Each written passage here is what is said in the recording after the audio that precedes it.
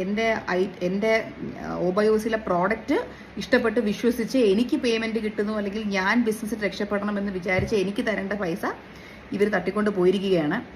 അപ്പോൾ ഞാൻ നിങ്ങളുടെ എല്ലാവരെയും ഞാൻ റിക്വസ്റ്റ് ചെയ്യുകയാണ്. ഞാനൊരു മെയിൽ ഐ ഡിയും ഈ ഒരു പോസ്റ്റിൻ്റെ അടിയിൽ ഇടുന്നുണ്ട്. ആ ഒരു മെയിൽ ഐ ഡി ഞാനിപ്പോൾ പറഞ്ഞുതരാം.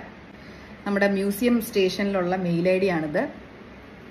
shomsm.tvm.pol@kerala.gov.in മെയിൽ ഐ ഡി ഞാനിവിടെ ക്യാപ്ഷനിൽ കൊടുത്തിട്ടുണ്ട്.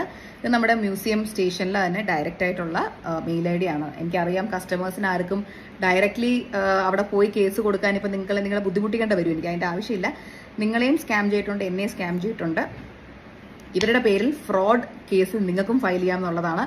ഈ പറയുന്ന മെയിൽ ഐ ഡിയിൽ നിങ്ങൾ വിത്ത് പ്രൂഫ്, അതായത് നിങ്ങൾക്ക് അവിടെ ഉണ്ടായ അനുഭവവും പ്ലസ് സ്ക്രീൻഷോട്ട്, ഇപ്പോൾ ദിവ്യ ഫ്രാങ്ക്ലിൻ്റെ അക്കൗണ്ട് ആണോ, വിനിത ആദർശിൻ്റെ അക്കൗണ്ട് ആണോ, രാധു മനോജിൻ്റെ അക്കൗണ്ട് ആണോ എന്നുള്ളത് വിത്ത് പ്രൂഫ്, എത്ര രൂപയാണ് എന്നുള്ളത്, അതിന് അവിടെ ചെന്നപ്പോൾ എന്താണ് സംഭവിച്ചതെന്നുള്ളതിൻ്റെ ഒരു തെളിവും കൂടെ വെച്ചിട്ട് ഇവരുടെ അഗേൻസ്റ്റ് ഒരു ഫ്രോഡ് കേസ് നിങ്ങൾക്കും കൊടുക്കാൻ താല്പര്യമുണ്ട് എന്നുണ്ടെങ്കിൽ, if you join me in this journey it would be of great help. കാര്യം ഞാൻ എൻ്റെ കേസ് കൊടുത്തു കഴിഞ്ഞു, നിങ്ങളുടെ കേസ് നിങ്ങൾ തന്നെ കൊടുക്കണം. എന്നാലേ ഇതിനകത്ത് നമുക്ക് ട്രൂത്ത് വെളിയിൽ കൊണ്ടുവരാൻ പറ്റത്തുള്ളൂ. Because justice should be served as soon as possible.